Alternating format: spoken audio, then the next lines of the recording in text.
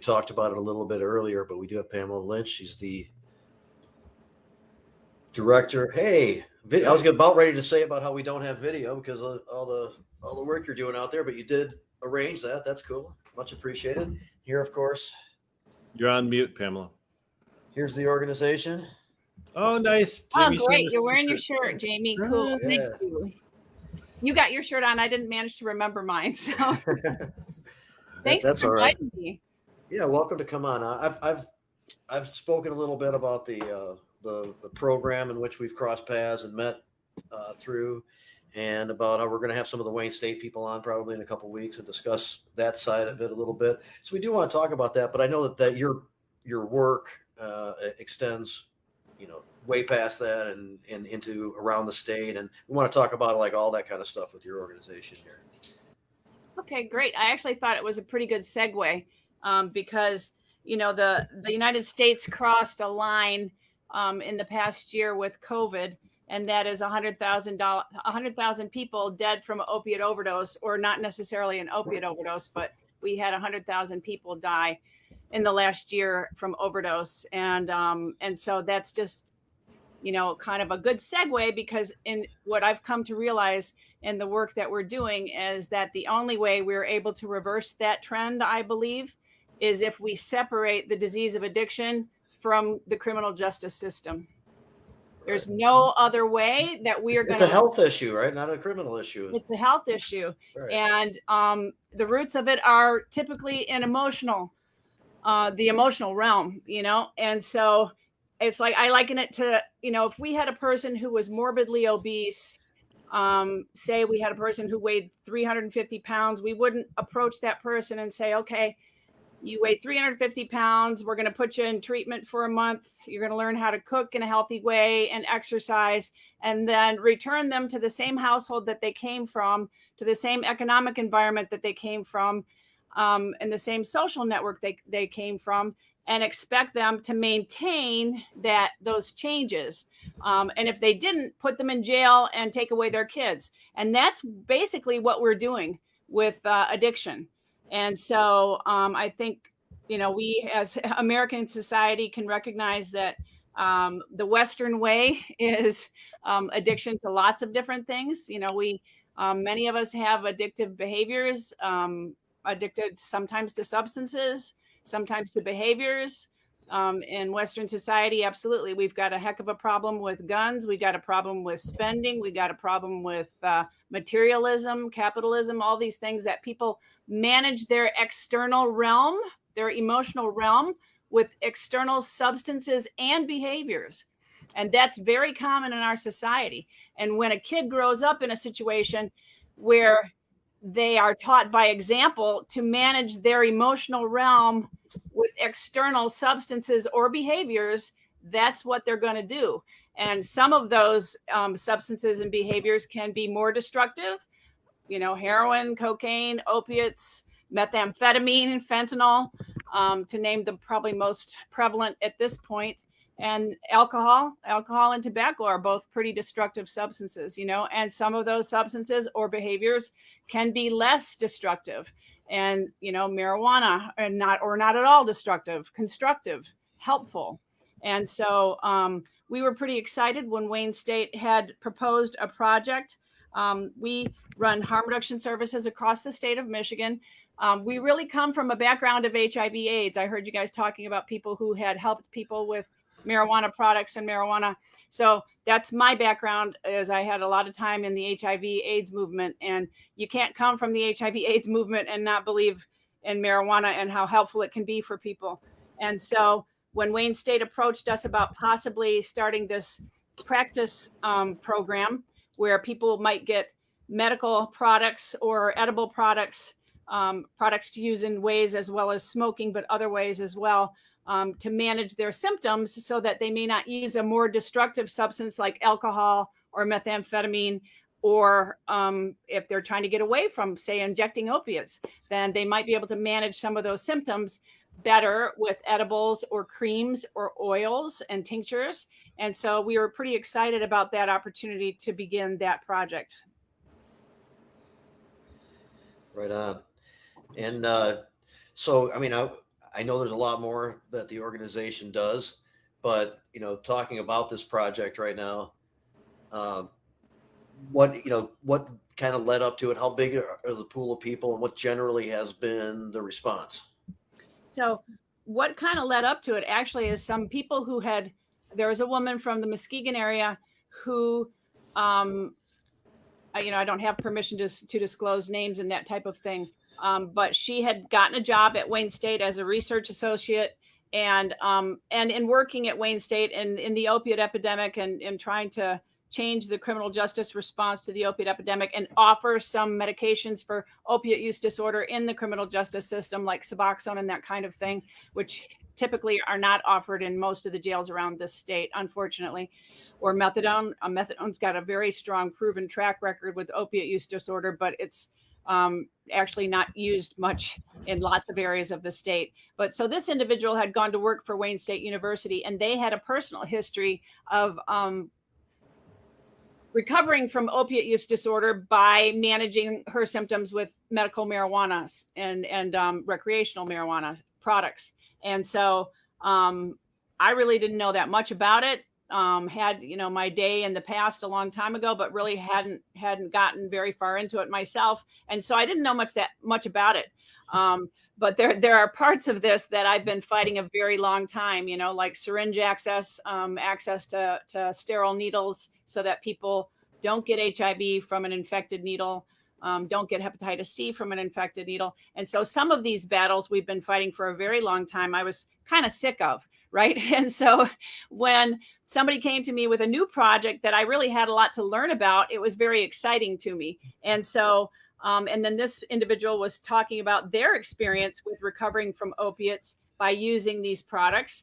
And she was a very, very credible source to me. And then many of the other people who were volunteering to donate products to Wayne State for this project had also used the products themselves to recover from opiate use disorder, or had used them with family members to help family members recover from opiate use disorder or alcoholism.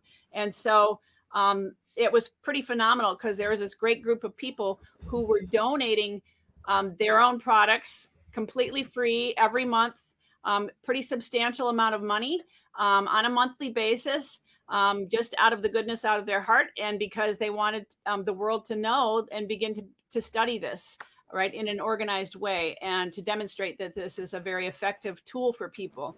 And so they approached us. Oh, geez, it's over a year ago at this point.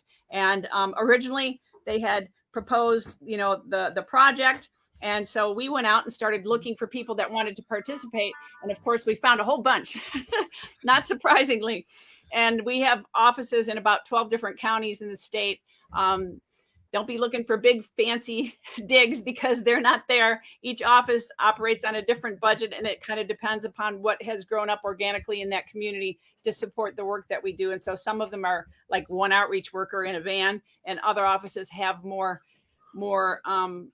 programs to them. But so anyways, because we had a number of offices, we have a person in Ypsi, we have a person in Detroit, we have an office in Midland, we have Manistee, we have Petoskey, we have Traverse City.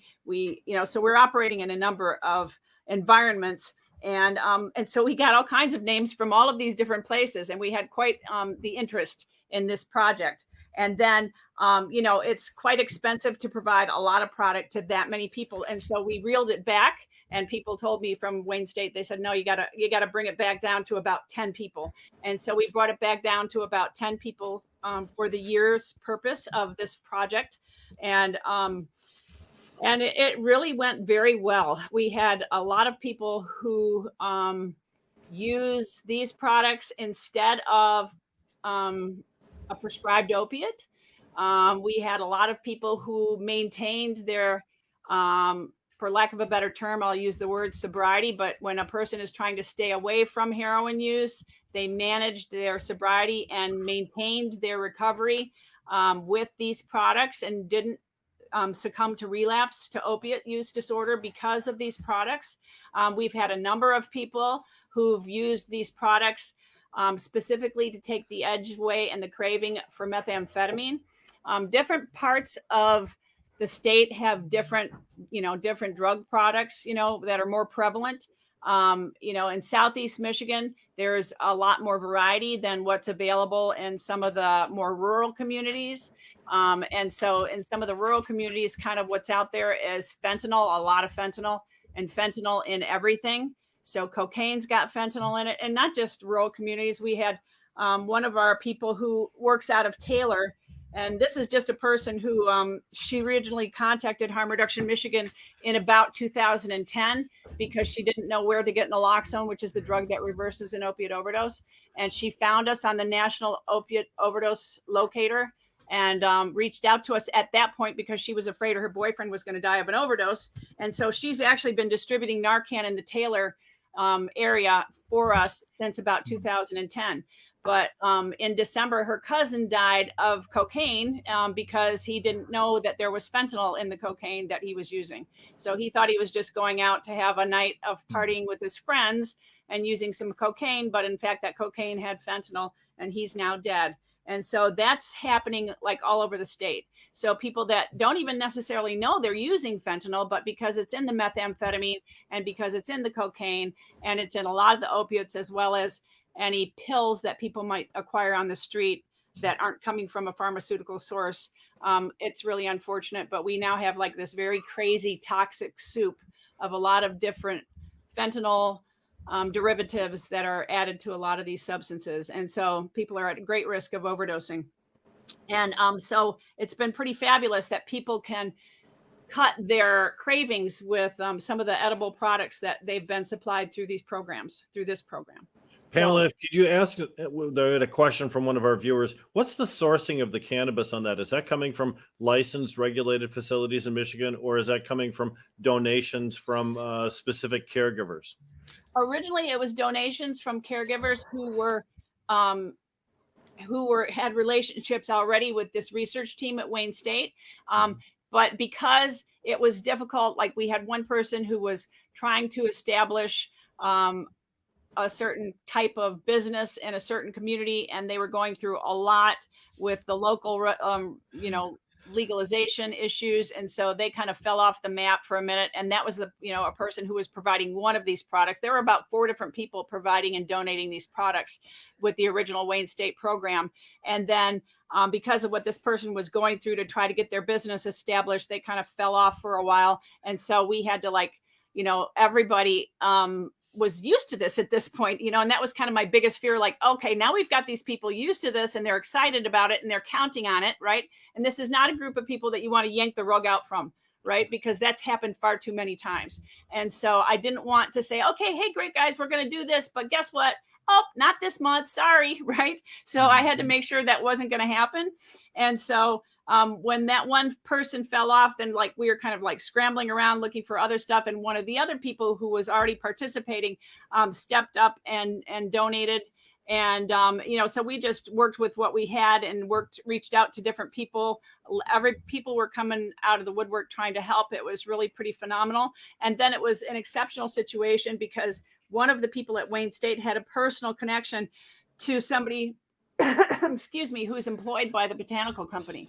And the botanical company stepped up and said, we would like to donate a certain amount of product on a regular basis to your program. At this point, the program had been operating for about a year's time. So we had a fairly small group of people, but who were consistently and reliably excited about and looking for these items to help them manage their recoveries away from these harder things, right?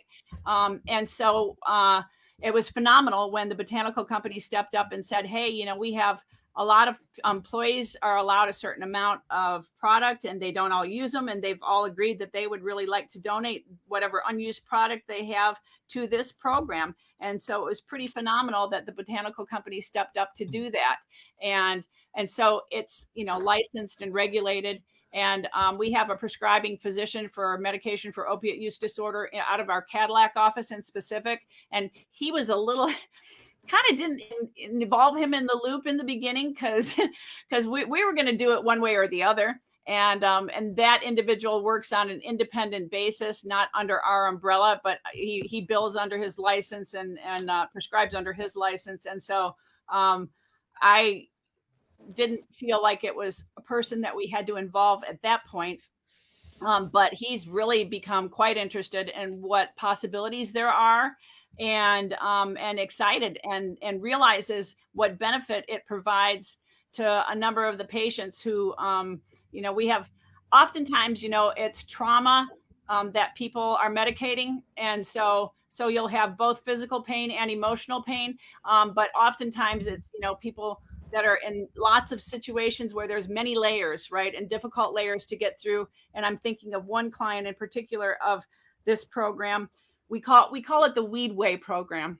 And so, but anyways, this one participant of the Weed Way program is in a domestic violence situation, and so historically, when this person comes on a weekly basis to our office at this one particular location, almost always has, because of her prescriptions from this other physician, she's required to do urine drug screens for his practice. And he's not punitive, though, because even when somebody's positive, he's not the type of doctor who goes, "Oh, that's it. You're out, no more." That's not our approach at all. So anyways, but because of the urine drug screens that are required by his practice, we see what's there. And this particular person, it's pretty much kind of everything but the kitchen sink, and, meth, alcohol, opiates. And this is a substance, having access to these products has helped her cut down on the meth use and the alcohol use substantially. And, she's in a very difficult situation. I'm not her therapist, so I don't know exactly if she's ever tried to leave, or, but we know that leaving domestic violence is difficult. People take on the average 9 times of quitting cigarettes before they ever finally quit cigarettes.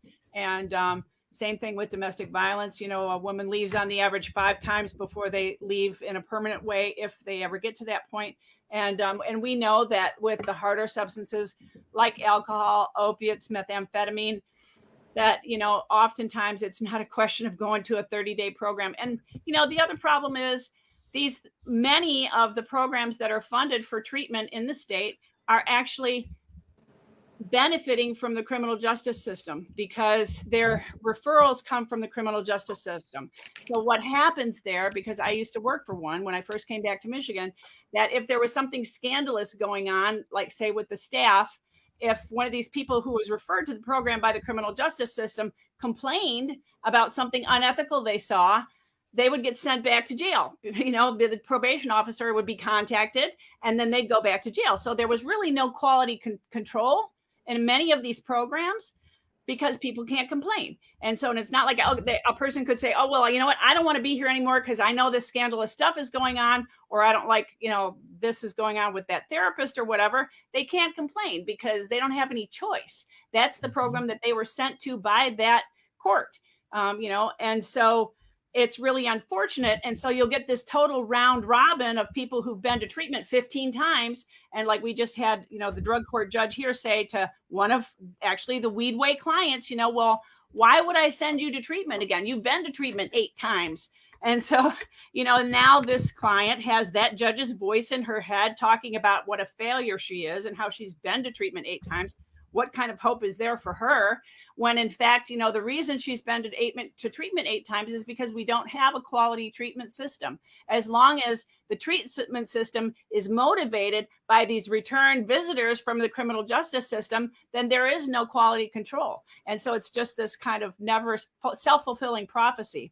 And so that's part of why we really desperately need to make this change. There's a lot more reasons why we need to get addiction away from the criminal justice system. That's just one of many reasons, but it's really unfortunate. And this has been a product and a program that has been incredibly helpful and beneficial to people. And it's interesting because there's another person that I'm thinking of that we work closely with a prison reentry program, right? And as this one person had really bad back and lots of damage to their spine and pinched nerves and this kind of thing, and originally met them because they had been put in touch with us through this reentry program, and I didn't really know their substance use history, but in fact, had really copped some pretty crazy pleas in my opinion, because he was opiate dependent, and they were threatening him with, if you don't accept this deal, you're not going to get your opiates in prison, and so he accepts the deal. And I really feel like he accepted this deal, even though he wasn't guilty, because he was dope sick. That's crazy. So anyways, but, beyond that, he also had a problem with alcohol use disorder, and through the Weedway program, he has not succumbed he had surgery on his spine in January, and he has not succumbed to falling back into opiate use disorder or alcohol use disorder. And I think it's largely because of the Weedway products. And it's pretty exciting because the botanical company has got this phenomenal array of products, and their bud tenders are amazingly knowledgeable people. And I've actually put this individual on the phone with a bud tender and had that person describe what's going on with their spine to the bud tender, so that the bud tender could pick the product that they thought was going to be most helpful to this individual for muscles that were knotting up along their spine and causing a lot of spasms and things in their back. So it's been a really phenomenal, helpful program. And we hope, we would like to expand it. We would like to be able to access some funding so that we could broaden it to more people. And I mean, ultimately, in the end, we'd really like to have a residential facility, because now, for example, New Year's Eve, we had a really kind of tragic situation go on. A young woman in a rural county in Western Michigan, and she injected drugs for a long time. She has some systemic infections because of her history of injection. She's got osteomyelitis, which is an infection in her spine. It has progressed to the point that she now has necrosis in her spine, and she has such high tolerance built to fentanyl that she doesn't want to leave the dope house, because she lives in a dope house, and she's not wanted to get help, because every time she starts to go get help, she starts to get sick. And so she never makes it to get help. But in the meantime, this thing is getting worse in her back, and she's getting to the point that she couldn't walk. Well, New Year's Day or New Year's Eve, she decided that was the day she wanted to go get help. And so a recovery coach that used to be her recovery coach at another program works part-time for us. And so I was on the computer talking to different addiction specialist physicians around the state, because this woman's tolerance is such that her opiate use disorder has to be managed with a heavy opiate, or she's going to relapse, right? Or she won't stay. And so this recovery coach drives her to a hospital. I'm looking for a hospital that will treat her respectfully. That's problem number one. A lot of the hospitals will treat people so poorly that they have a history of alcoholism or opiate dependency, that's like problem number one. So I'm looking for a hospital that's going to treat this person reasonably and respectfully. And I'm also looking for a hospital who's going to give her heavy enough opiates legally that she's not going to AMA or walk away from the hospital against medical advice because she needs to go use, because she's starting to get drug sick.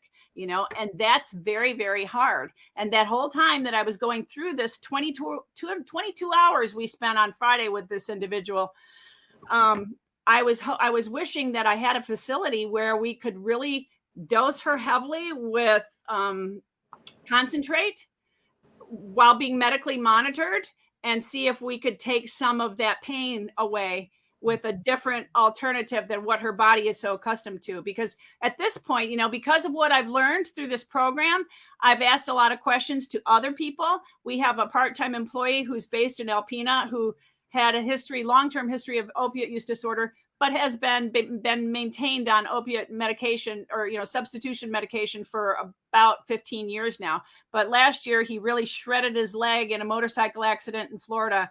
And he doesn't ever want to go back to problems with opiates, but it was marijuana products that really helped him break through the pain with his leg in this new situation, And so I've just encountered more and more people who have found these products to be particularly helpful. And so we would like to begin to offer them in a broader way and in a more institutional way as well. Pamela, I can tell you from some of the comments that we've seen here on our program, it looks as if you may have found the right audience for that plea. We have some people that seem to be lining up to help you out, and we'll connect you with folks afterwards. I have one question that I have to ask. It's been driving me crazy. You've mentioned fentanyl a number of times today, and I realize exactly how on the front lines you are in this particular battle. We recently heard a warning from the government about fentanyl-laced marijuana. Have you ever encountered fentanyl-laced marijuana in all of the activities that you're involved in?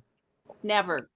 And actually, it's really interesting, Rick, because in November, we paid to attend a national conference on stimulants, and because of the problems with meth that we're seeing, right? And it was actually a DEA agent who presented at this national conference on stimulants and talked about how this is a guy who works for the DEA, and he said they don't have one single case of having identified fentanyl-laced marijuana. It doesn't incinerate.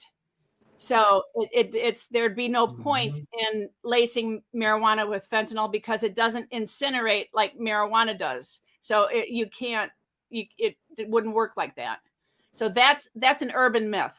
And there's a lot of them, but that's one of the big ones out here that we've been fighting a lot lately because it popped up, I think, in Massachusetts. And then it also popped up, I think there was a statement issued from even Wayne State that talked about, this warning. But in fact, we have not seen it. And like I said, I was pretty impressed by the fact that this DEA agent spoke at a national conference and made the statement that they had not identified any fentanyl-laced marijuana. I am so happy to hear you say that. We fight this type of information wars battle all the time, and there's no more pure source than yourself. It's clear from our conversation today, you are on the front lines of helping people with fentanyl addictions. And if anyone would know, it would be you, Pamela. Thank you for that. Jamie Lowell, I know that you've got some stuff you wanted to talk to Pamela about, right? And by the way, thanks for all the accolades to the botanical company you've given today too, Pamela. They are pretty awesome, we think. Jamie. We do too. Jamie, you're on mute, sir. Yeah, hey Pamela, it's really glad that you made it on today, and I think a lot of people are appreciating the information that you're bringing and and that type of stuff. But have you covered the breadth of what the organization does and what's going on out there, and how people could help now if they have some interest and would like to? Actually, I can talk a little more about that. So, as I stated, in each community, we do slightly different things because of what's available funding-wise for that community. And, we unfortunately, there's not enough support. And because it's a really radically different approach to handling these programs, there's a lot of demand. And so, but from community to community, we do a lot of testing for hepatitis and HIV. We also do treatment for hepatitis, which is kind of a relatively new development. Treating hepatitis C is actually pretty easy. It's not as complicated as treating, like, say, HIV. And so any doctor can now treat hepatitis C. In April, the state Medicaid board lifted its restrictions. Up until April, only gastroenterologists and infectious disease guys could treat hepatitis C. And so as of April 1st, the state lifted that restriction, and there's very effective medication for hepatitis C, like 94 to 98% cure rate with these medications that are out here now. And so that treatment is available to anyone who goes to a physician, and we are now treating people through our physician at our projects. And so if you're looking to be treated for hepatitis C, that's one of the things that we do. And if you don't want to do it through us, we can also link you to care in another program. And if you wanted to be tested or treated for HIV, we would also be able to test you, but we would have to link you to an external provider for treatment for HIV. And then we also do overdose prevention. So we do a lot of naloxone distribution. And so, I mean, honestly, one of the campaigns that I'm looking to do and to find financial support for is to help people understand that a naloxone or an overdose kit is going to be, it needs to be like a fire extinguisher or like a carbon monoxide detector. Every household needs one or more. So just like you've got a first aid kit, you need to have a naloxone kit in your home. And what that's going to do is it's going to help with stigma. And it's also going to help because you don't know. I mean, I can't tell you from when I worked in treatment, how many people would say, yeah, well, you know, I'm a roofer. And when if I go on a roofing job, I go into the bathroom at lunch and, you know, I either go through the medicine cabinet or I might have some dope and I'll shoot dope or I'll go out on my truck and shoot dope at lunch and then, you know, go back to working. So you never really know when you might be in a position to save somebody's life. So you may not think you know anybody who needs a naloxone kit in their midst, but you would be surprised that, you know, people are on opiates all the time. I mean, when I had an emergency C-section for my son, they put me on an opiate because they cut my stomach open to get the baby out, right? So for when people have medical procedures, they're sometimes put on an opiate. And, you know, sometimes if they drink an alcohol drink on top of that opiate, they could end up in a problem. And so people are at risk for overdose when they don't necessarily realize they're at risk for overdose. And if we all understand and know how to use the overdose kits, then it helps to alleviate the stigma. And if we understand that that's not those people, and that just because we're advocating for everybody to have overdose kits, we're not singling people out and saying, oh, we know you need this overdose kit. That's not the point. The point is that if we have 100,000 Americans dying in 1 year's time, and that could very well be an undercount as well, then, you know, something's got to give. And these people are not simply expendable. And this is not something that people deserve. I mean, some people have that attitude that, you know, if you play with fire, you might get burned. Well, you know, most of us would like to think that people are given, you know, a few chances. You know, life is difficult. And life has gotten more difficult in recent years from my perspective. And so it's challenging out here, you know, and I often see, you know, in the work that I do, 20-year-olds, 30-year-olds. And, you know, I look back in time and I think, you know, that whole process of adulting, getting out here in the world and figuring out how to do this on your own successfully in today's world is no easy feat, even in the best of cases. Right. And, you know, I would venture to say that, you know, a lot of our families are not, you know, the best of cases. You know, that's what life is, right? We all have emotional challenges. And so figuring out how to manage those emotional challenges without putting yourself in a situation that your coping skill is actually putting you at greater risk for problems like getting locked up or going to the hospital. That's what you want to do, is we want to teach our young people to manage their emotions with stuff that's not going to get you locked up and that's not going to send you to the hospital. So, you know, the weed way is a better way to go than opiates, methamphetamine, fentanyl, or alcohol. Wow. Powerful. Yes, absolutely. Yeah. Right on. People are interested in, well, there are some people specifically here who want to make contact with you. And as Rick said, we'll help to facilitate that. But in general, if people are interested in contributing and learning more, what are the basic places to go? Okay. Sorry, I'm going to put an email address in the chat, but a pretty simple email address to contact us. I'll give you, our website is harmreductionmi.org, but I have to tell you guys, I'm sorry, I didn't have a lot of notice about today's program, but our website stinks. Our website is really bad. So if you look at our website, you're going to go, like, it doesn't talk about everything we do. It doesn't say our hours in our different communities. We desperately need somebody. If there's anybody out there who wants to donate time to reconstruct our website, we desperately need that. We seem to have kind of fallen in between, like people who say they'll help and they'll donate and can reconstruct it for us, but then end up not really ever having time to do that. And, you know, a high-end monthly contract with a provider that's going to do it for sure because you're paying them to do it. And so we're kind of like in between that space somehow. And we've not ever been able to land on somebody who can actually follow through and help us get that done. So our website stinks, but if you want to email us, a simple way to email us is harmreductionmi@gmail.com. And so you can send us an email there. Also, I'm Pam@harmreductionmi.org.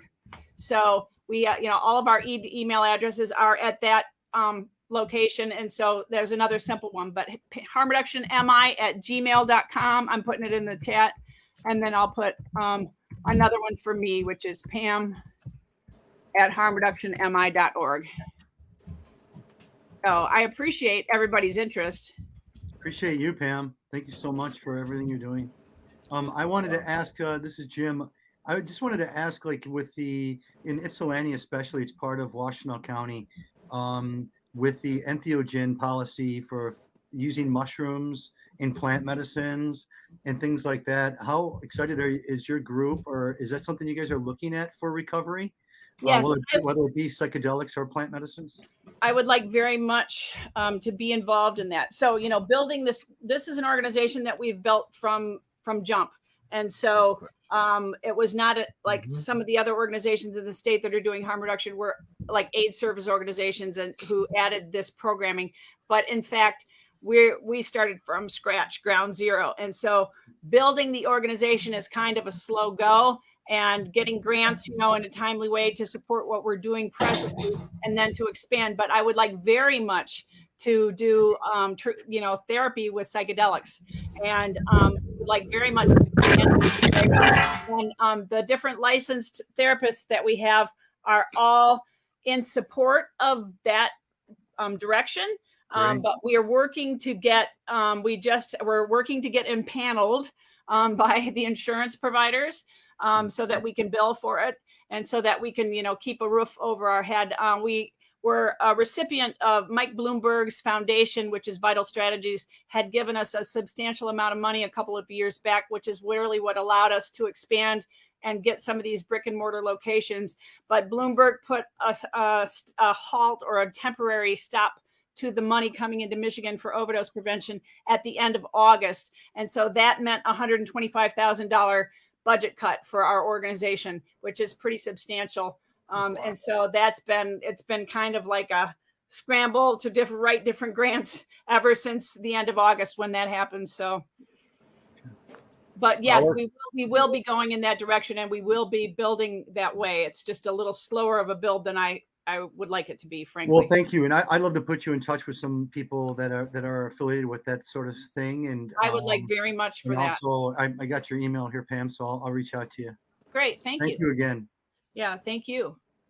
Again, harmreductionmi@gmail.com. If you'd like to reach out to Pamela or the organization to offer assistance in any particular way.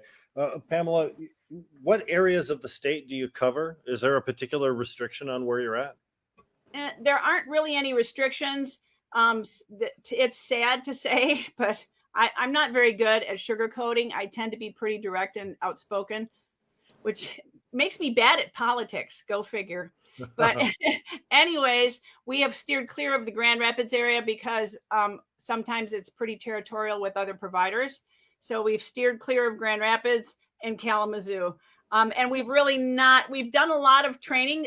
It's interesting because before, when you're talking about Leonard Peltier, I was very interested in that conversation.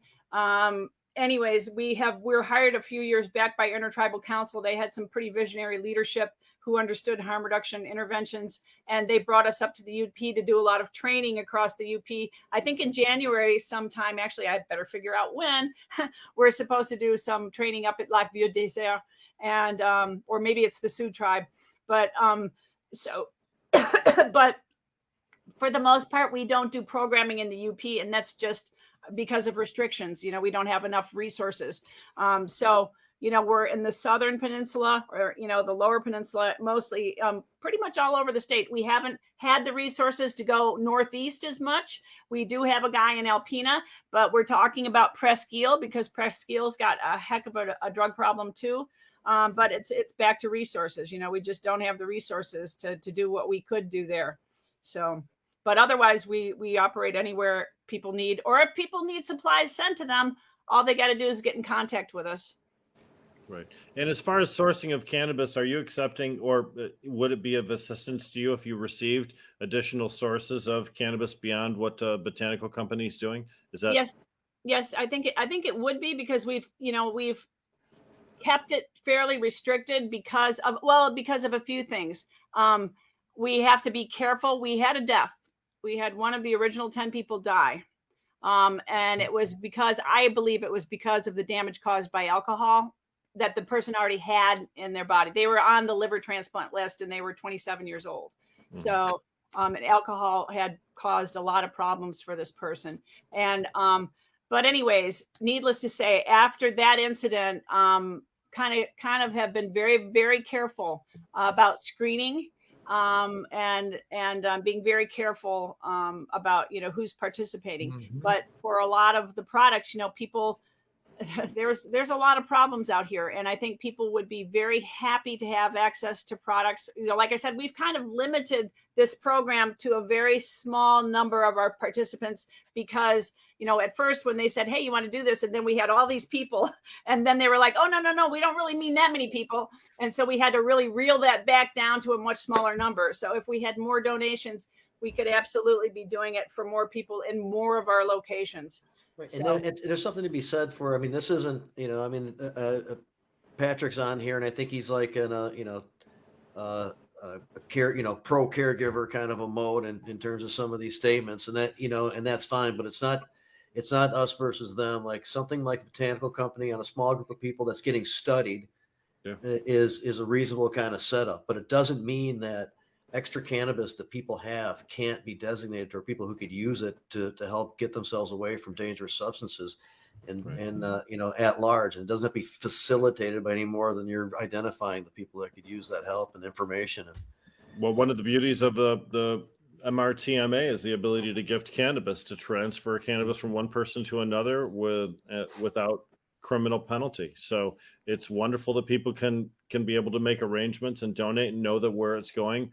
You know, instead of just shoving it in someone's mailbox, Pamela, that was just a great, or the story about that Adam told, you know, may not just shoving cannabis in the mailbox as they drove by because they knew that she would put it to good use. We're probably a little more sophisticated than that at this point, I think, right? Mm-hmm. Yeah, well, and that's the other thing is that, you know, I have a license as a social worker and have to stay fairly careful in certain aspects of this. So yeah, we respect. Absolutely. Good job. And by the way, you're an amazing person. If no one has said that to you today, you are an amazing human being. Thank you. Thank you for what you're doing. Thank you. Thank you. Back at you. And thank you so much for inviting me here to talk about, you know, we really need to make some pretty substantial changes. And unfortunately, there are a lot of organizations and people that are benefiting from the status quo. And so it's a beast. It's, you know, David versus Goliath. And so making those changes, but I truly feel like it's the only way we're ever going to change that opiate overdose wave, you know, is to get addiction away from the criminal justice system.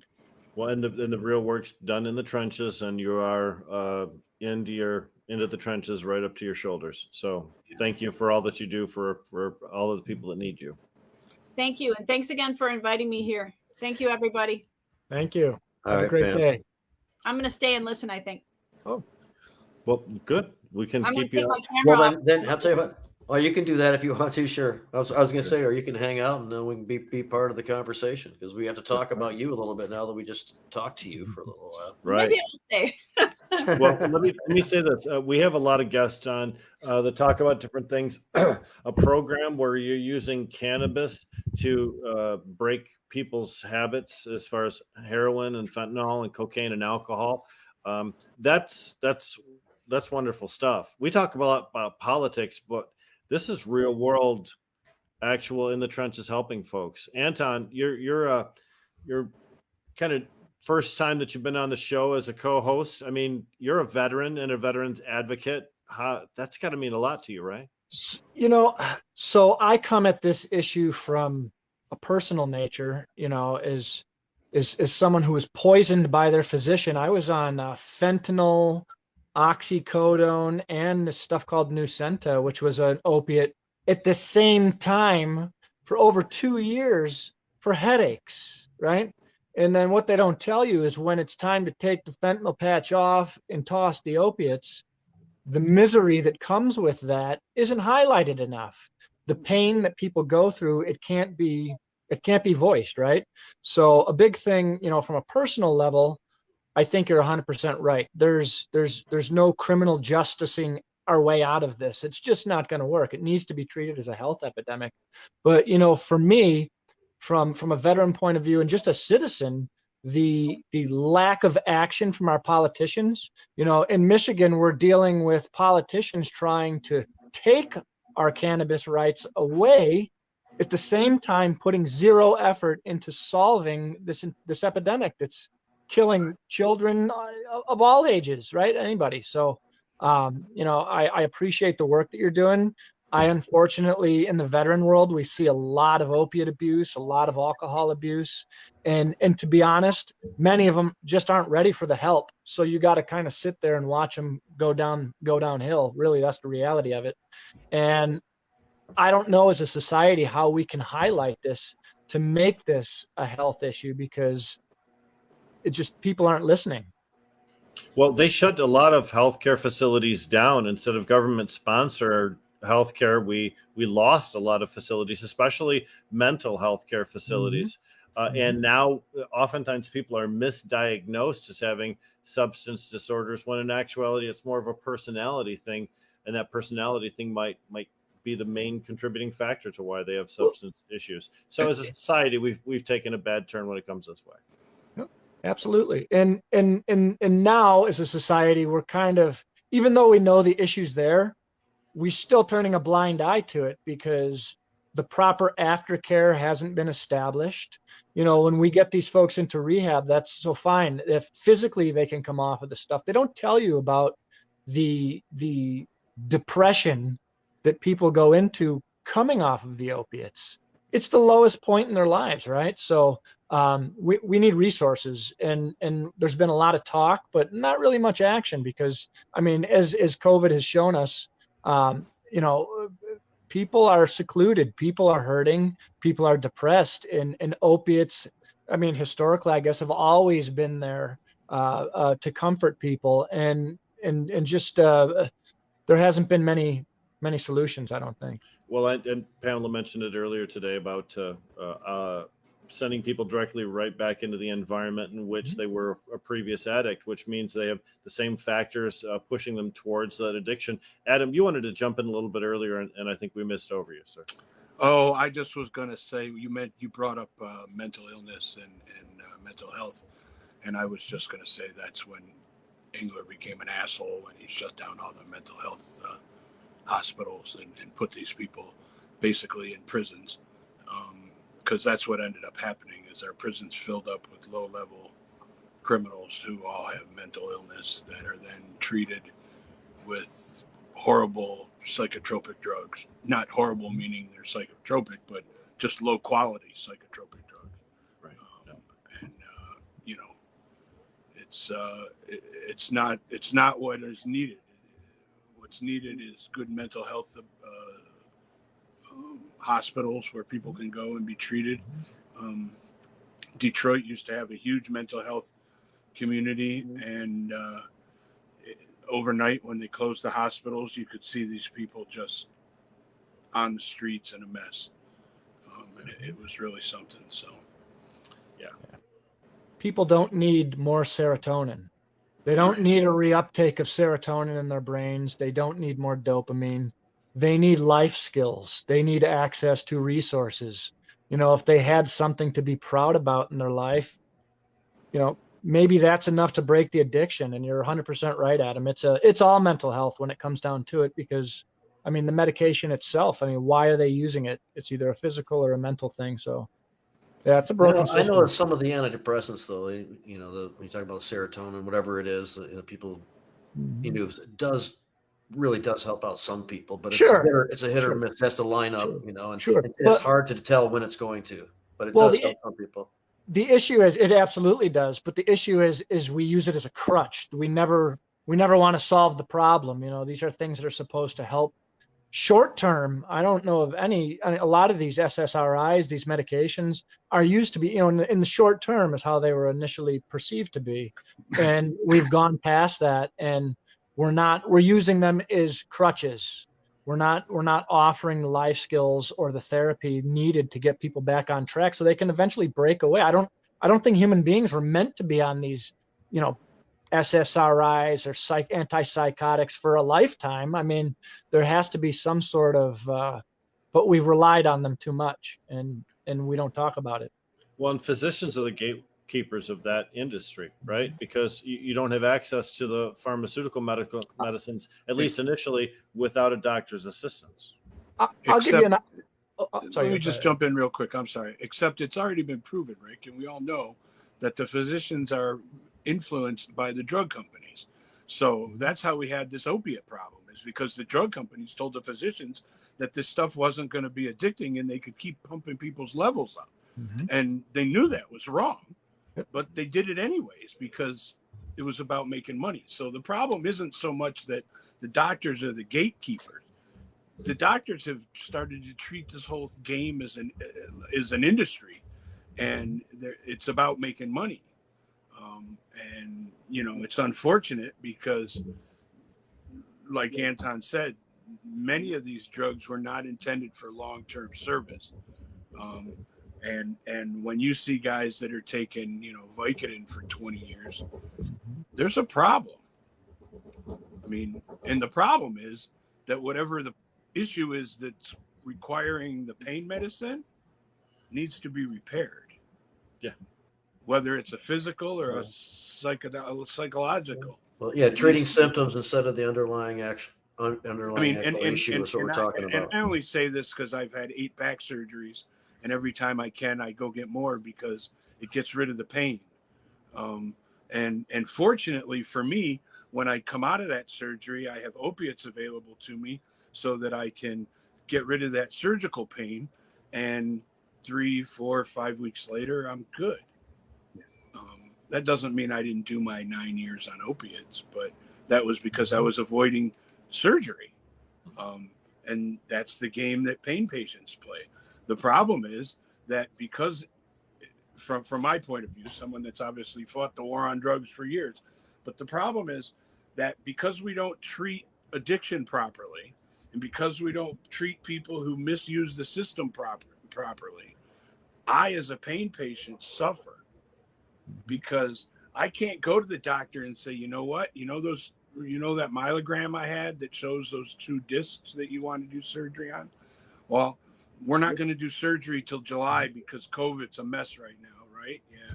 So I need 60 milligrams of oxy a day to get through from now until July. If I do that, that's drug-seeking behavior. There's not a doctor in America that'll write me that script. Even though I have the myelogram that shows the problem. And worse than that, the doctors know, they're educated. They've been trained to know that what I just told them and what they're looking at, they make sense. But we're in a different world now. And it's unfortunate because we should be treating people with addiction like we created the problem, not them. Well, I think that's one thing we lost with cannabis a little bit, with recreation coming around and adult use, with the medical focus of it getting kicked to the side. And I mean, back in the day, I remember working in the dispensary at Oma Medicine, and we'd had people come in and you'd see the transformation of these people, and they were coming in for information on this, and they were afraid of their opiates and trying to get away from them, or they didn't want to go on them because they had just broken their foot and they didn't want to even start. They wanted to find some other way to relieve their pain. We took care of a lot of veterans. We took care of a lot of, back then, I think the word was out because it was just medical of all its attributes. And nowadays it just gets lost. And it would be great. That's why I love Botanical, because that company does so much for, in so many different facets for the medicinal, torch, so to speak. I think that they're holding that pretty tall when it comes to that. So we need more places like that, more companies like Botanical. Well, as Dennis Perone said, all cannabis use is medicinal. And to quote John Sinclair, I just want to get high. Everybody's different, but some people know their need. And I mean, people who want to get high, a lot of times are trying to get away from being depressed. You know, I mean, I know that cannabis helps me in certain situations when I'm not feeling all that bright and happy. So, you know, there's always a medicinal reason, I think, why we consume plant medicines. I think you're right. As a veteran, I'll tell you this is like a real life example is for me, if I didn't have cannabis, so I'm a chronic pain patient. I suffer from fibromyalgia and a couple of other things. And I've been fighting with the VA for 2 months now for an appointment to see a pain doctor. I get, injections and whatnot in my neck. And if I didn't have the cannabis, I think that opiates would be the only way to get any relief. And that's an example of the system actively blocking me from trying to get services and help for my, for my ailments. And, I think cannabis fills in a void that the system just can't provide. Now we've empowered people in this state to have access to medical or recreational. I mean, everybody's using it medicinally, in my opinion, for some, like you said, for some ailment or another. I was interviewed by a woman today from an Oakland County publication, and she said, "What use is the medical program anymore?" And I said, "Well, the adult use program doesn't allow for pediatric use. So every child that needs cannabis, we need the medical system to protect them. They still have to have access. They still have to have the ability to interact and to obtain their medicines through the methods that they choose. You can't just ditch one thing because the other one came along. People don't fully understand the situation, so they like to make assumptions. It allows one person to grow several plants for different patients because they're good at it and they have the resources. And that's the plant count is at the core of what the big money interests are trying to take away. They've tried to change a lot of things around this, but taking away the plant count has remained their core mission. Once I think again, go ahead. well, I was just going to say that, as Rick pointed out earlier, these are people who have nothing to do with cannabis, who don't understand cannabis, who have the ability to make the rules and the laws and aren't coming to those who know. I mean, I know what I know and I'm good at what I do. And outside of that, I ask for help. There's nothing wrong with that. And if you know your strengths, you should be able to find people to fill in your weaknesses. That makes for a good team. The legislators and councilmen and the people that have been writing and making some of these rules and laws just show how ill-informed and naive they are, because some of this stuff makes absolutely no common sense at all. Meaning you don't have to know jack shit all about marijuana, but you know that to require 5 acres of land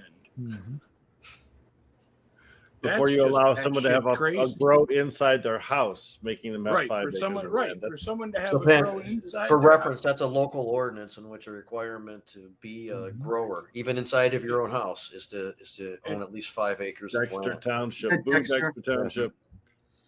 I mean, and the reality is that someone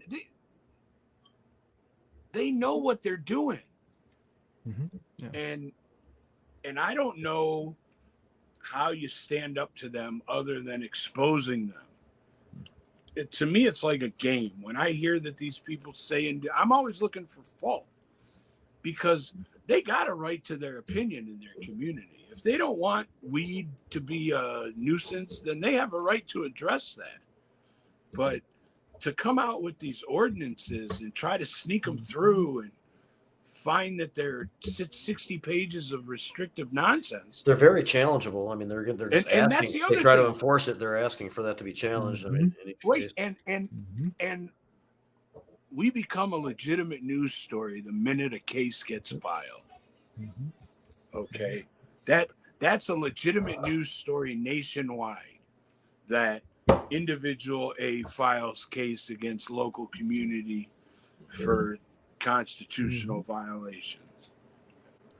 And really, here in Michigan, there are a lot of different versions of local ordinances which have different weirdnesses and peculiarities about how they're going to restrict caregivers. But I'd like to, if you guys don't mind, I want to continue to talk about Pamela's program and the importance it has in Michigan, because she's still here with us. And man, I just feel like we should keep the conversation directed at that level, if you don't mind. You should ducked out and then just want to stick around and listen to the conversation. Oh, no, but it's the fact is we have really just a fantastic opportunity here. Yeah, you're welcome to be part of this discussion, Pam. You're here. You're still here. You know, we talked about the bulk of the organization and everything, but I'm sure you have some thoughts on, you know, whatever we might be. You know, and I've just been agreeing with most everything I've heard. So I'm just listening. But yeah, I did not realize that about Dexter Township, but I'm making notes because that's a little bit out there. That's a little bit exclusive. It's been tried in other townships. I think that there might be like a 5-acre minimum to qualify for an agricultural lot or something, or zoning. Yeah. And so the idea would be you have to have, you know, minimal agricultural zoning in order to be able to grow there. But, you know, they're not specifying whether or not that's in your house, so you would even be restricted from doing it in a way that's nothing to do with how much land you have. It's making it more ridiculous.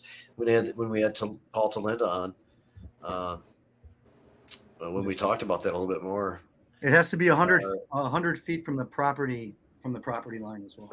so he started laughing when we were describing to him what this was. I mean, because he knows that you can't enforce that kind of crap. You can pass anything you want, but enforcing it in a court of law is a completely different thing. he was laughing at the absurdity of it, but you know, they do it. Yeah. Pamela, let me ask you a question that's been bothering me. We talk about the opioid addiction. We also talk about heroin and its horrors. Is it true that the opioid addiction situation contributes to the heroin crisis, the connection between those two? Yeah, you know, it did, because what happened, I mean, you can It's a true gateway drug, isn't it? And that. Well, Opioids. the prescribed opiates. Yeah. I mean, Yeah. you know, it was documented nationally, where you could see on, you know, about 2000, like it was around 99 that the Joint Commission for the Accreditation of Healthcare Organizations, or JCO, which is one of the accredited bodies, where you could see on big hospitals, they had pushed that measuring pain was an additional vital sign, right? And so they were warning hospitals that if you have a person come in who's reporting pain and you don't address it, you're setting yourselves up for liability. So that's how, you know, so all these hospitals thought, okay, now we have to address pain and we have to address it with opiates, because otherwise we could be sued. So JACO is who really pushed this. And that was around 99, 2000. And then, you know, by 2005, we are seeing a lot of problems with opiate overdose deaths. You know, that's when I became a part of some national work groups that were coming together in 2005. And so something that happened in 2005 that hadn't happened previous to that really was the Center for Substance Abuse Treatment, which is a federal agency under Substance Abuse and Mental Health Services Administration. They started to convene some national calls, and it was really the first time that traditional treatment started to talk or invited harm reduction providers to the table, because when harm reduction implemented syringe access in New York City, they brought the HIV infection rate down from but before syringe access in New York City, 56% of the injection drug users were living with HIV or AIDS. And then after harm reduction programs were allowed to implement syringe access across the 5 boroughs of New York, they brought that infection rate of HIV down to 18%. So those kinds of successes in public health are really pretty unheard of. And so that's when some of these people kind of stood back and went, wait a minute, you know, maybe these people know what they're talking about. You know, maybe we should listen to what they have to say. So it was syringe access and the success of syringe access in New York City and some other places that really got harm reduction to the table. And at that point, harm reduction providers were beginning to do overdose prevention with naloxone distribution. And in 2005, CSAT started to convene these national calls where we were all talking to each other really for the first time. And so that's how we started to get more syringe access programs across the country. And also how we started to distribute some of the medication that reverses an opiate overdose. But so yes, it really did start with this overprescribing of opiates.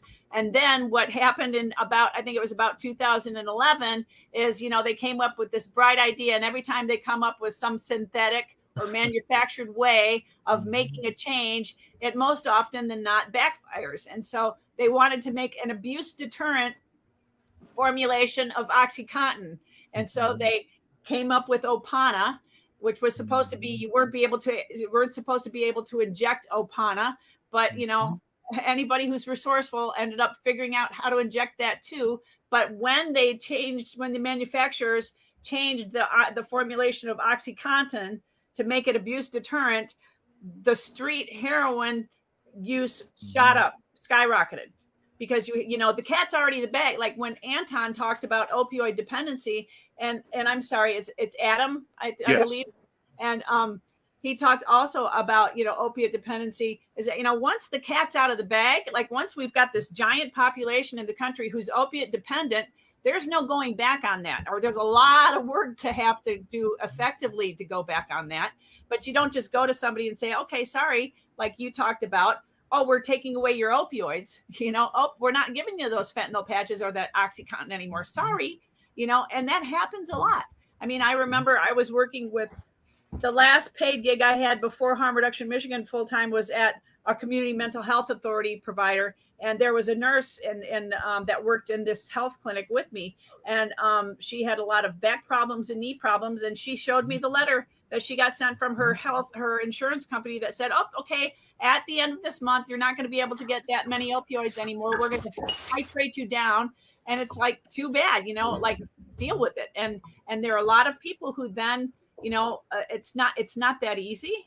It's a really tremendously difficult thing to do. And so people started to turn to street alternatives. And so that's really, I mean, in fact, more often than not, the way we've handled addiction has actually created a bigger problem. You know, we now have a fentanyl epidemic because of how we handled the heroin epidemic and the opioid epidemic. If we hadn't chased every doctor around and made it impossible for doctors to prescribe opiates to people who really do need them, and it's quite difficult now for people who need them legitimately to get them anymore. And so we chased the doctors around and squashed their prescribing. And then we also, you know, squashed as many heroin dealers as we could. And so now what we have is a lot of fentanyl because the cartels figured out that fentanyl was cheaper and easier to smuggle than heroin. The cartels now own the ports on the western coast and as well as in the Gulf Coast of Mexico. So there is no going to the Mexican government and saying, hey, you can't let, you know, we know that it's not really the fentanyl that's being shipped in from China. It's the precursor chemicals to making fentanyl that come in to Mexico because, you know, the cartels have figured out it's cheaper and easier to smuggle. So, and we're not going to stop the precursor chemicals from coming from China to Mexico because the cartels own the ports on the Pacific Ocean. So it's just kind of like, you know, cat out of the bag and has gone from bad to worse. You know, we really have to work. It's a simple case also of supply and demand. We need to reduce demand. And that can be through programs like the Weed Way program from, you know, helping people have alternatives that, you know, are grown here in the United States and that are not synthetic in nature and can really help people. And, you know, so it's just been, it was just kind of one thing after another, but that's really how we ended up. And from my perspective, the fentanyl problem and the methamphetamine problem are really outcomes of managing our opioid problem in a very bad way. You know, Canada, which has a minute number of overdose deaths compared to us, has started a big campaign on safe supply. So they have dilaudid machines on the street in Vancouver. So if I'm an opiate addict who needs opioids for pain management and I have a legitimate prescription, then my doctor programs this machine so I can go to this machine and get my dilaudid out of this machine based on the prescription and the quantity programmed by my physician, and I can get my medication that way. So they're doing dilaudid prescription, heroin prescription. That's the way the U.S. should have handled it. But instead, we ended up with now a huge fentanyl problem and a huge methamphetamine problem, which from my perspective creates much bigger problems mental health wise than the opiates ever did. Wow. It sounds like us. Yeah, it does, doesn't it, Jamie? Yeah. And, you know, same thing with individuals. You know, we have oftentimes put people into situations. So people are out here medicating trauma. I mean, that's one of the things they medicate. And then we put them in situations that actually traumatize them further. Bad treatment programs where, people have reports of sexual abuse or sexual impropriety, or jail or corrections situations where, they're in violent situations oftentimes. So, or, taking parents away from kids. So we're traumatizing kids, and so instead of handling these things in a way that decreases people's trauma, we have most often handled them in ways that increase people's trauma. And unfortunately, we all too often, I used to teach master's social work for Grand Valley, and that was one of the things that I would really ride people about is, if you're going to do this job, you better know your issues, because the last thing I want to see is somebody out there in a position of a corrections officer, a social worker, a doctor, a nurse, who's acting out their issues on the people they're supposed to be helping, because they're not aware enough of their own issues and have not worked through them. And unfortunately, we have a lot of situation where that's what's going on. Pam, I'm curious, do you advocate for other plant medicines, such as like kratom's a big topic right now and around the country for folks that don't know, it's a plant that comes from Thailand, usually related to the coffee family, I believe. And in the opioid community, it's been used to basically ease withdrawal symptoms because at a low level, it stimulates opioid receptors or something to that nature. Are you familiar with that, Pam? I am familiar with it. I've, had for about 15 years. I mean, when I first came back to Traverse City, there wasn't enough HIV here that came from drug use to really have a job in HIV. So I actually switched over to counseling, really, as I've been working as a therapist previous to going to Harm Reduction Michigan. And I had a lot of people who used kratom to manage getting away from opiates or to stay away from other things also. And so I've known a lot of people that used that substance in particular. We don't advocate so much for it as we have the Weed Way program, because I've just been pretty impressed at what the marijuana products can do, and the diversity in product availability, and the different types of products that can address so many different things. I really had no understanding. I mean, a very, very nominal understanding of what was possible previous to getting involved in this program. So it was pretty exciting for me, because there was really a lot to learn, and there still is.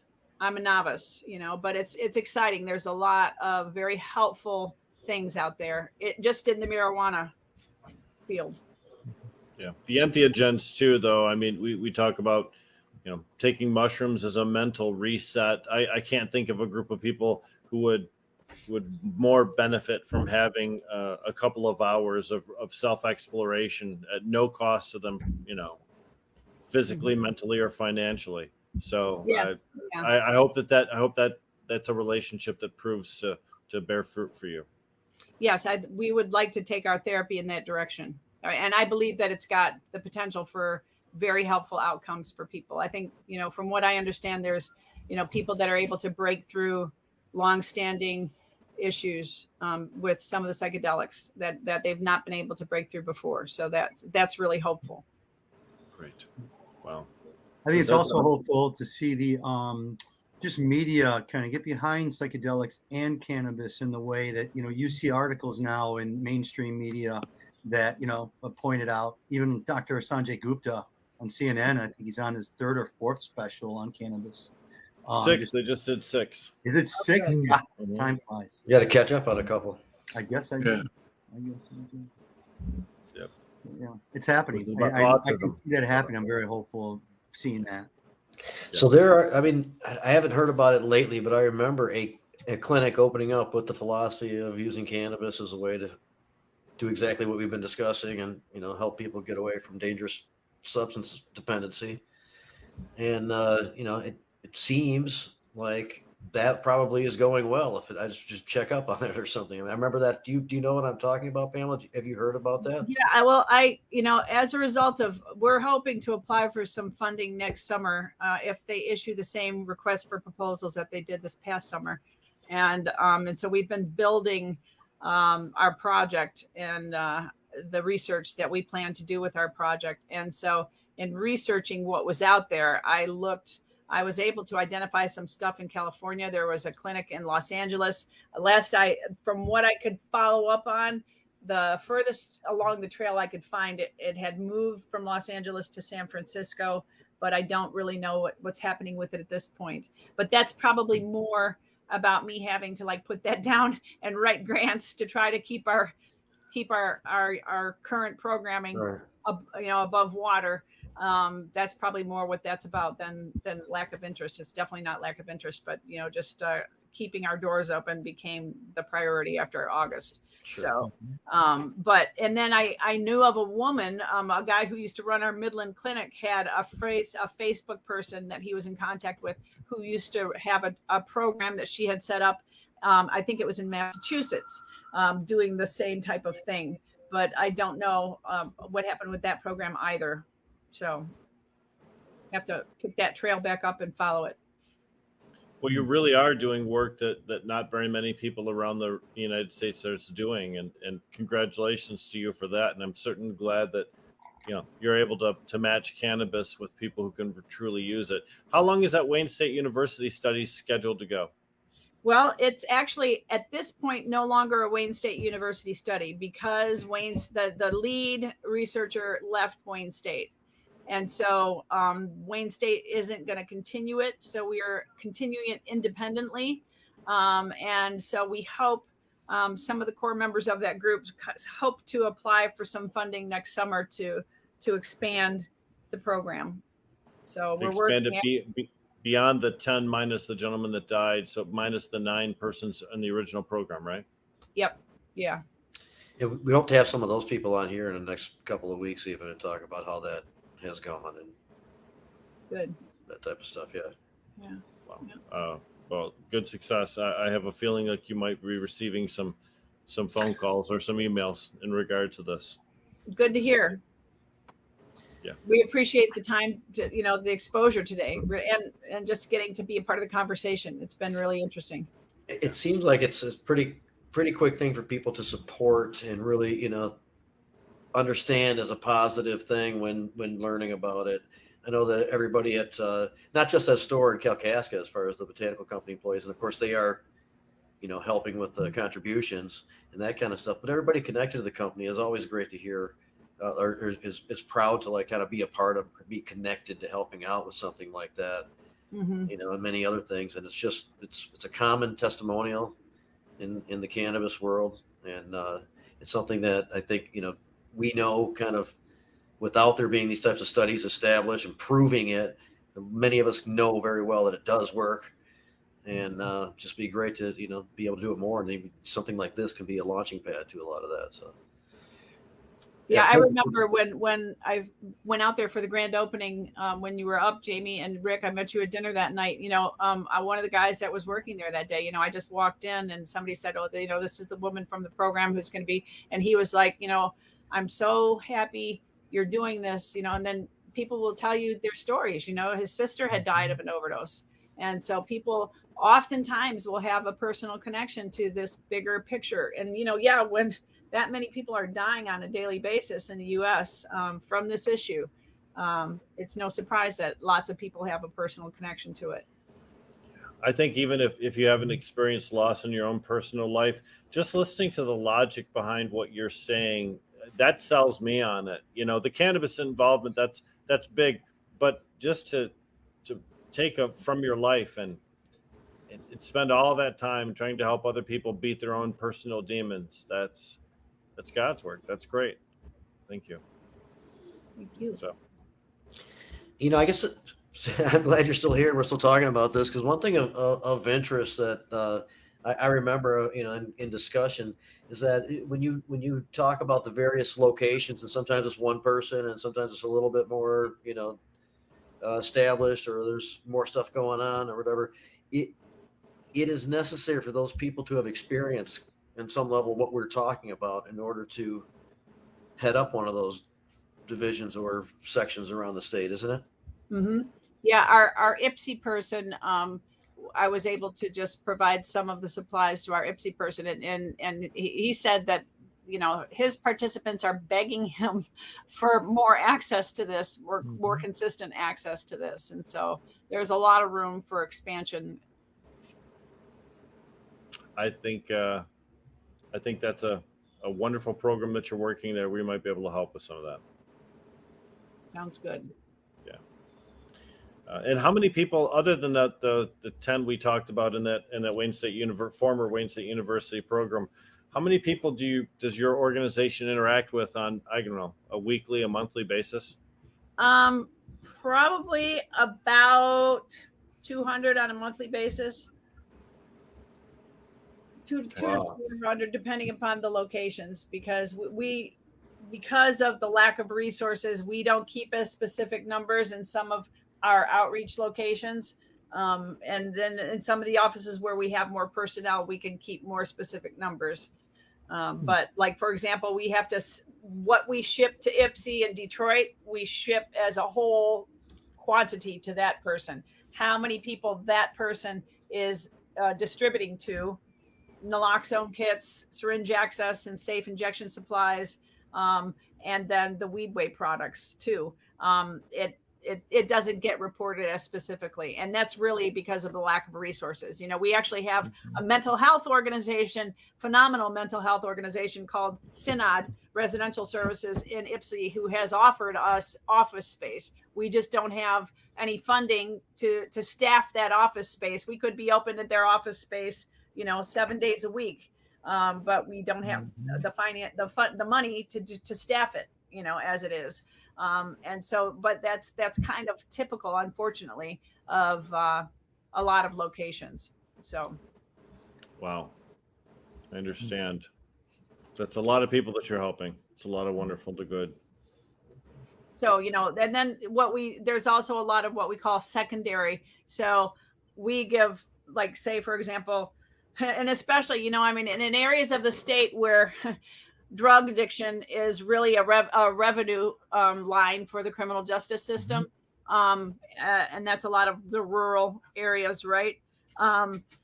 People are very ashamed to even need our services. And so we've been in operation legally in Traverse City since 2018 and underground in some places in the state since like 2010.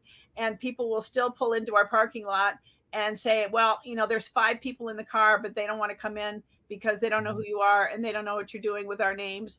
And so I came in and I'm getting a bunch of stuff for everybody out there. And then all of those people in the car will also give stuff to their friends, and and it spreads word of mouth that way. But it might take months for one of those people to decide that they trust us enough to come in.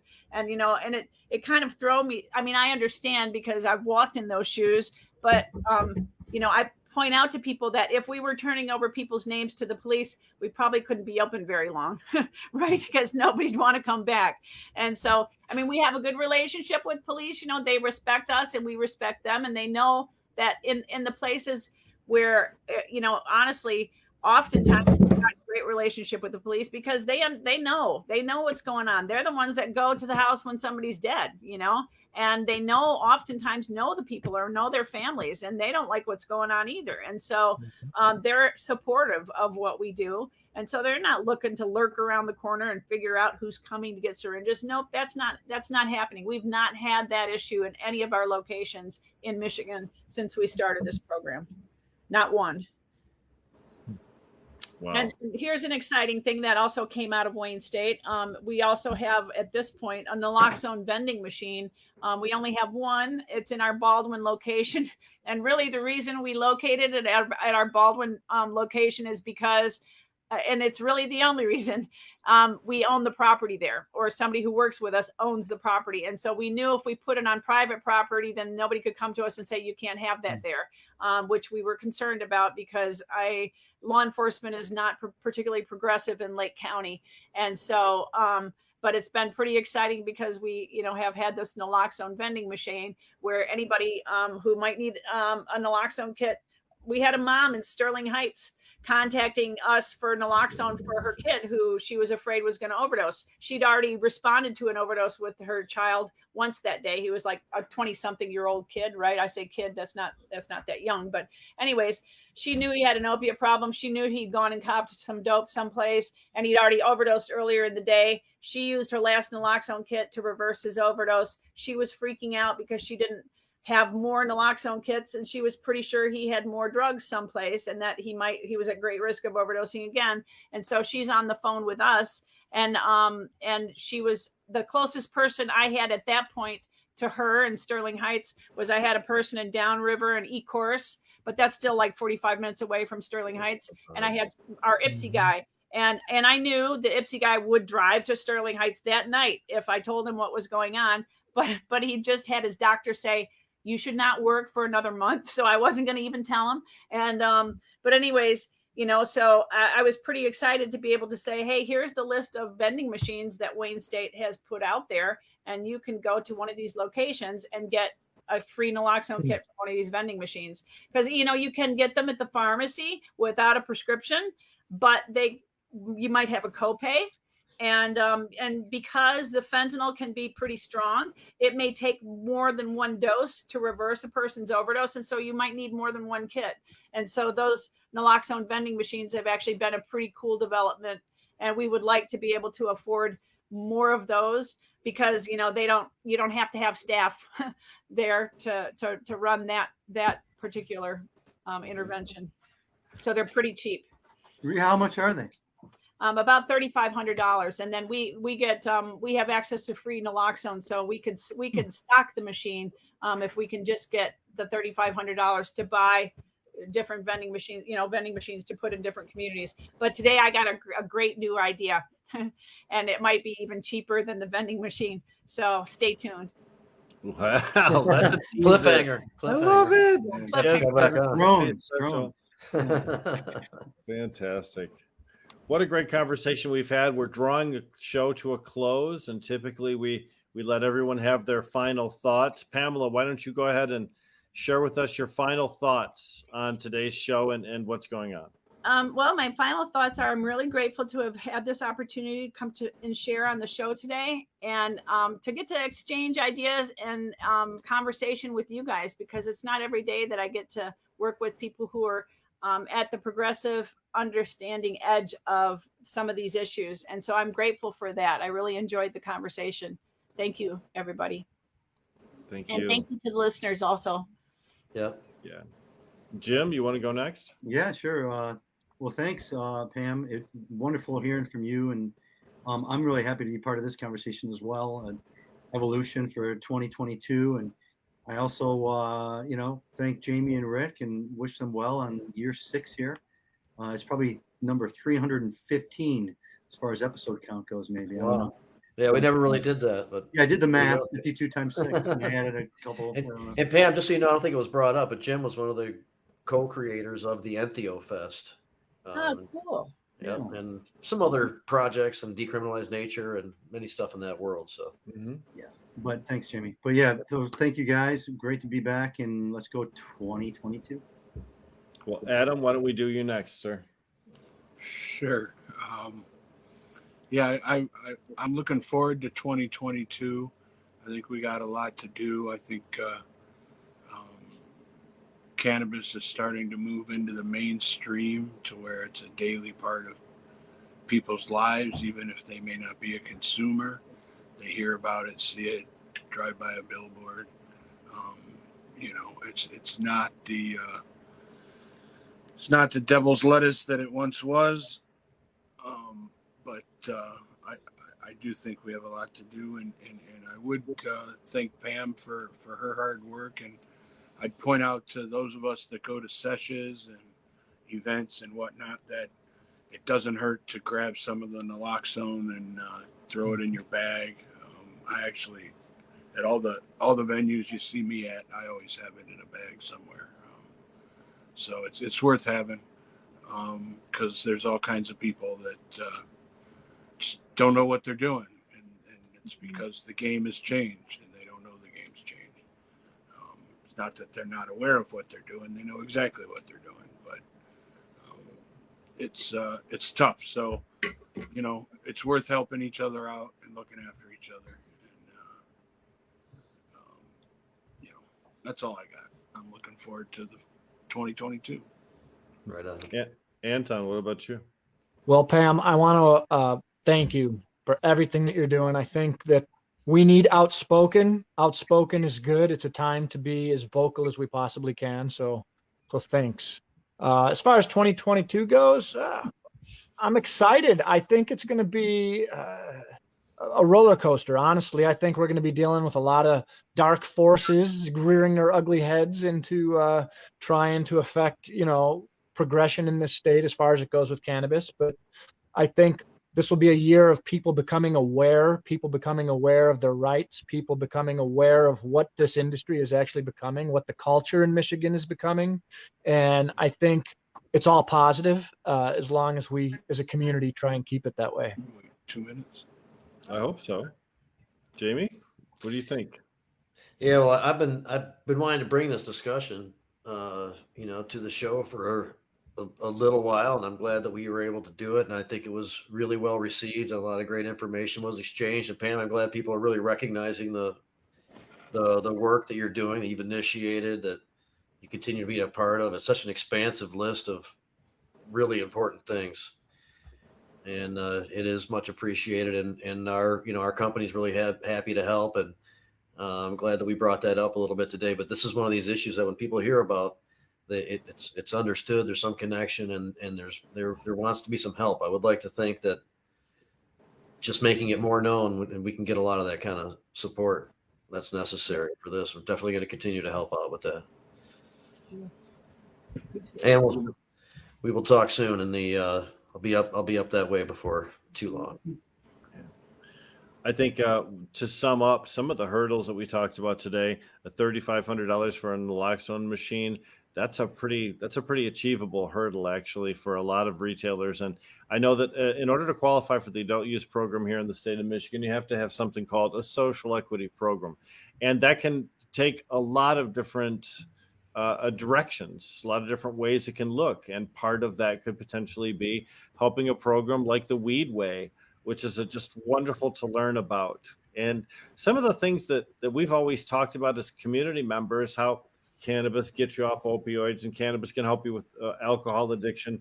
To see the things that we talked about actually realized as a program that's actually making a difference in people's lives, it just, to me, gives credibility and support to all of the things that we talk about. Sometimes in the quiet corners of dark places where law enforcement can't see.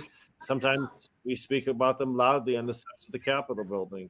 But let's speak them a little bit more forcefully now that we recognize that we do have the evidence and the support that we need in order to prove the beliefs we've always held. So great first show. Wonderful job. Thank you, Pamela. What a great guest. Yeah, thanks for sticking around for longer than Interesting. I couldn't leave. good. No, that's great. Thanks for Anton, your first show with us. Thanks. Yeah, we man. appreciate it too. Thank you. And, Thank you.